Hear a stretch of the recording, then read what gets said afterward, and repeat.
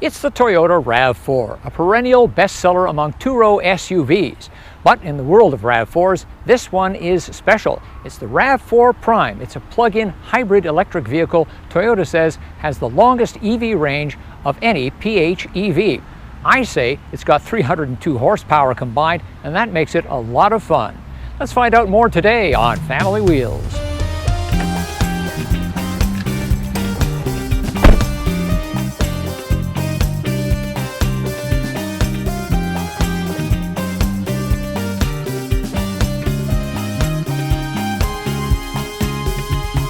As we get rolling, I want to thank you for checking out Family Wheels. Give us a like, it helps spread the word. And while you're at it, subscribe and click the little bell to be notified when each review comes out. Any thoughts about the vehicle? Leave a comment. Well, top of the like list is that EV range. You can go all electric for 68 kilometers, 42 miles. Additionally, the EV range of the Prime appears to be greater than specified. After a full charge, the estimated range was 79 kilometers, 11 more than Toyota's official claim of 68. That's 49 miles, 7 more than the spec. But as with all electrified vehicles, real versus estimated range can vary depending on heat and AC use, and especially on speed. If I change the drive mode so that we can mix the internal combustion engine with the electric drive, you get a combined total of 302 horsepower.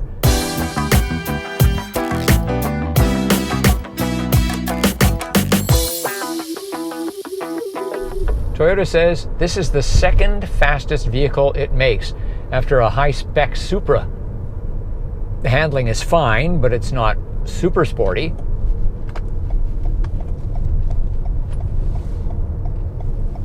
Quite a bit of understeer. All-wheel drive system is heavily biased toward the front. Like many an SUV, small SUVs particularly, the software that controls everything keeps the bias to the front. A lot of the time, you're just in front drive. If you punch it, then the rear wheels kick in a little more. That's either on all-electric or with gas and electric together. Rides fine, smooth and quiet on smooth surfaces. But if you start hitting bumps and road that's been patched frequently, you really don't get that good a ride. I'm not thrilled with the ride in this. A lot of that may be down to tires.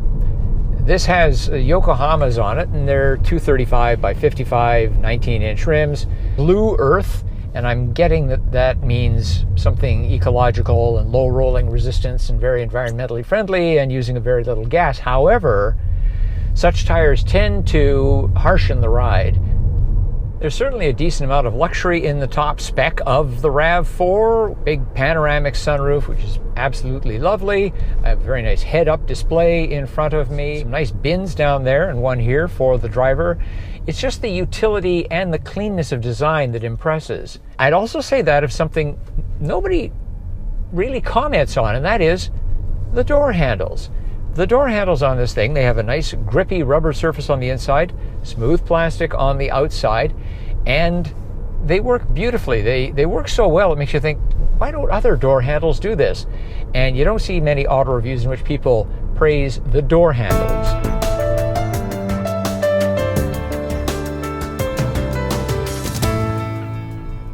Also on the like list is the JBL sound system. Yes, everybody seems to be putting higher and higher end sound systems in their vehicles these days, but this JBL setup sounds really good. Now, having said that, we don't have wireless CarPlay. You have to plug in your device. Yes, there are lots of USB plugins. I've got one here, got two in the bin here, got a couple in the back, but they're all USB-A types. So talk about first world problems. There are no USB-C connectors. You're going to have to use an adapter. Since the first version of this review appeared, the wait times for almost every type of vehicle have increased due to supply chain constraints, and more so for electrified vehicles since the spike in gasoline prices. There are stories of buyers being told the wait could be 6 to 24 months, with regular gas-electric hybrids at the relatively shorter end, and plug-in hybrids, and especially fully electric models, seemingly in Never Never Land. One dealership told me they are simply not taking orders for the RAV4 Prime, and another dealer has a used Prime with about 13,000 kilometers at a price of $70,000, far above a fully loaded new one.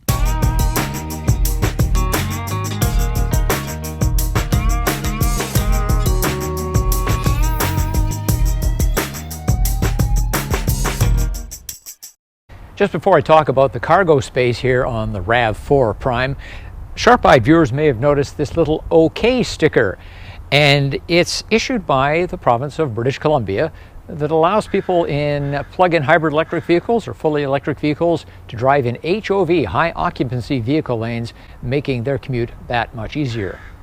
The RAV4 Prime loses a bit of cargo space compared to the regular RAV4 hybrid. That's because it has a larger battery. This vehicle has 33.5 cubic feet of space behind the second row. That compares to 4 cubic feet more in the regular RAV4.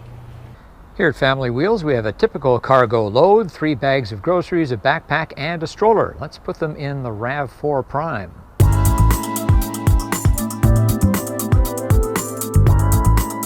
So despite the larger battery, we've still got lots of room in the back of the RAV4 Prime. And credit to Toyota for having an actual spare tire in the back of the RAV4. Nice touch. Also back here we have this is a cargo net that can be spread out across here, and there would be room as well for the charging cable if you need one to go from 120 volt wall current into your RAV4 Prime.